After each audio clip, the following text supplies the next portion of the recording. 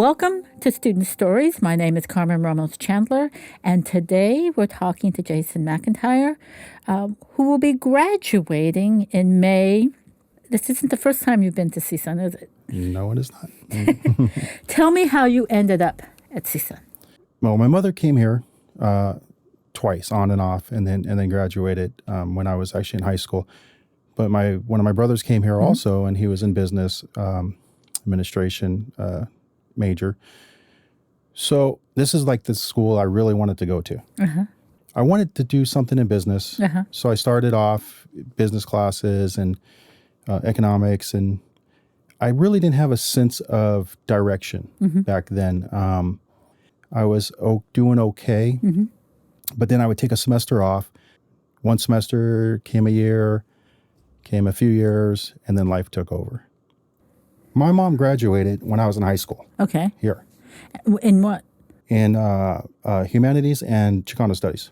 Okay. So she had a really rough path. She grew up in a farm town in Texas. So she had didn't have consistent schooling. Her parents spoke Spanish only.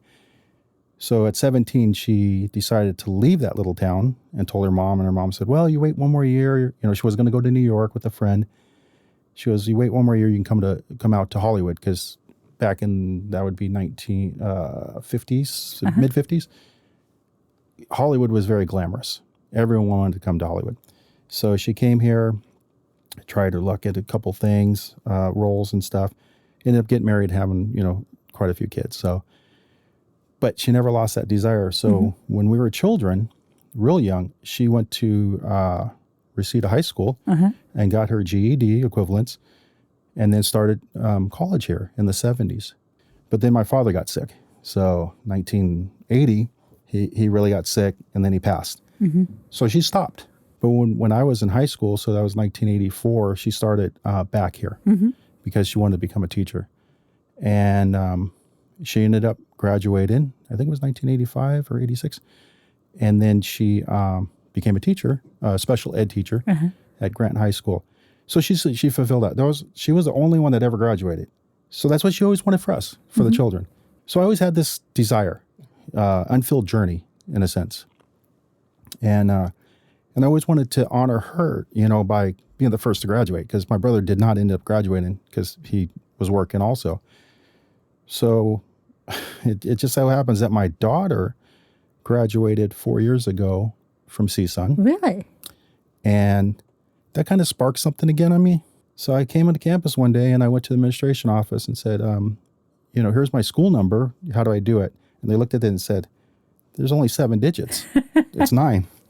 So, but that's what started it. I always wanted to finish, and it became now more of not just a completion of what I wanted, but a way of honoring her. I was so scared when I was first here in college.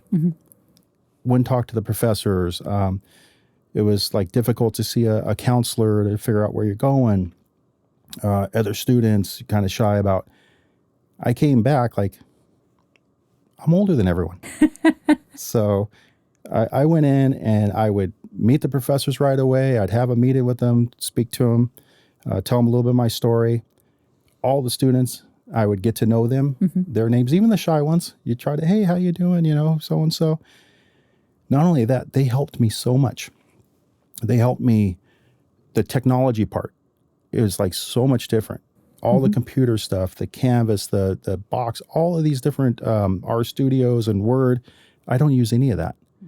So that helped, that really connected me with the students. Like, hey, how do you do this? And I had a GIS class, all computer. So the kid next to me was my best friend by the end of the semester. He was great. What was so intriguing or engaging in this new environment? The learning. I would spend hours. I would stay up 10, 11 o'clock every night just studying, 5-6 hours a day.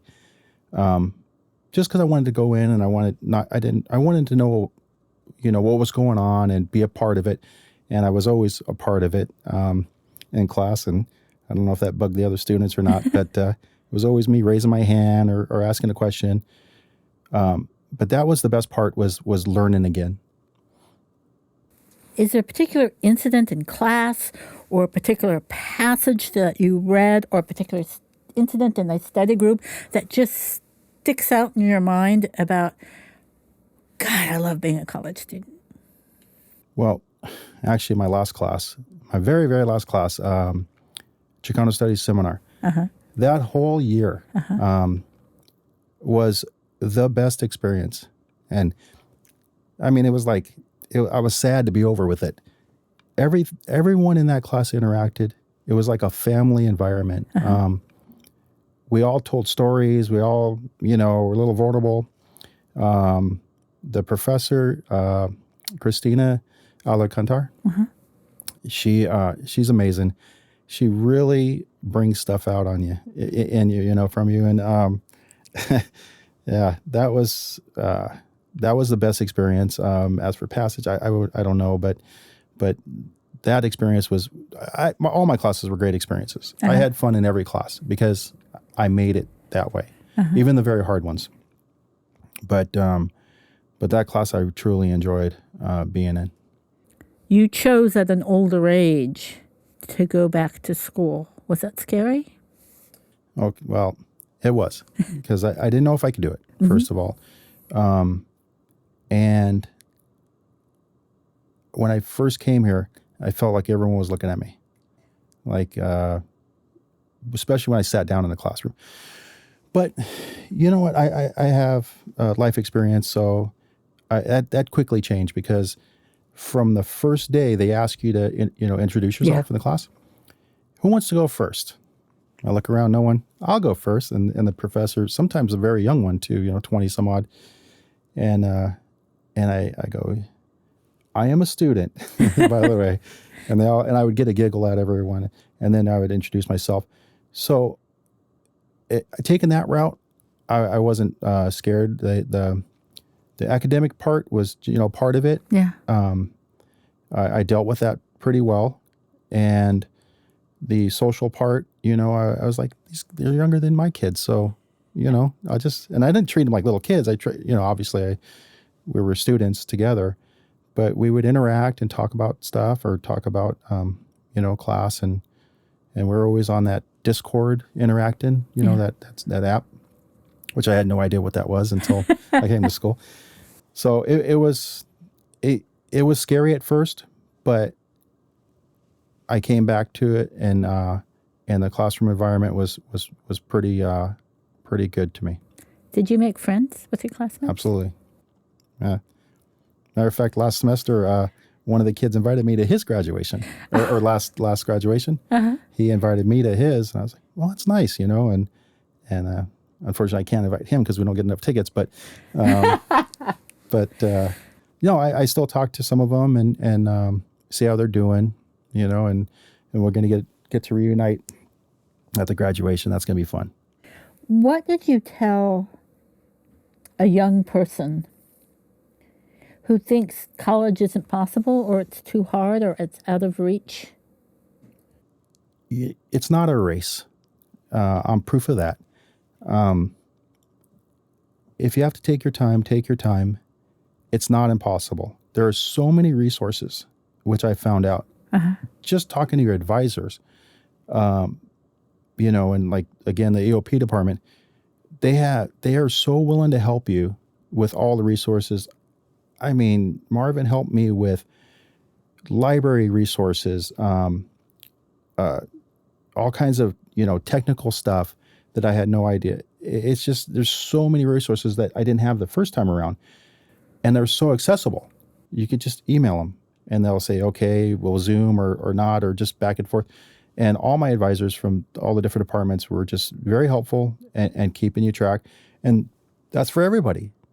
They're here to help you. They're here to help you succeed. It's not impossible. You said you didn't know you were EOP? I did not. How did you discover that was your secret power? Marvin. He when I came back, he helped me get back in, and he typed it up, and he goes, "You're an EOP student." And I go, "What's that?" And what did he say? Well, he said it was the Equal Opportunity Program. And back in the day, my day, I guess it was more accessible. When I look back at it and I think about it, and my mom had to sign me up for that. We didn't have a lot going, a lot of money at the time and everything. And I think I made in with the GPA, but it's so much harder now to get in this college. But I did have, I think, a 3.0 coming out of high school, and I think that was a real way to get me in. What do you hope to do with your degrees? Well, it's 2 degrees, it's not 1. Yeah, 2. I do mention that to people. So what I've learned is that I'm not afraid of a computer. Yeah.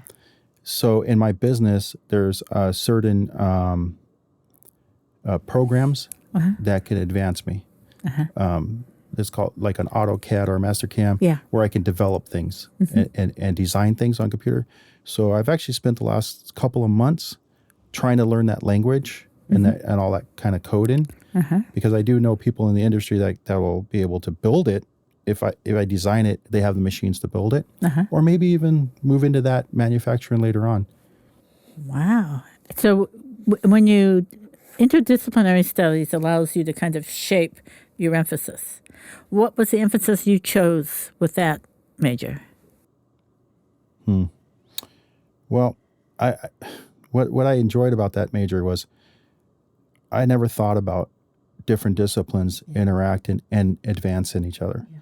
So now I'm shifting to like a computer science and trying to integrate that with my mechanical ability or engineering and tie that all in together and help each other out to develop and design.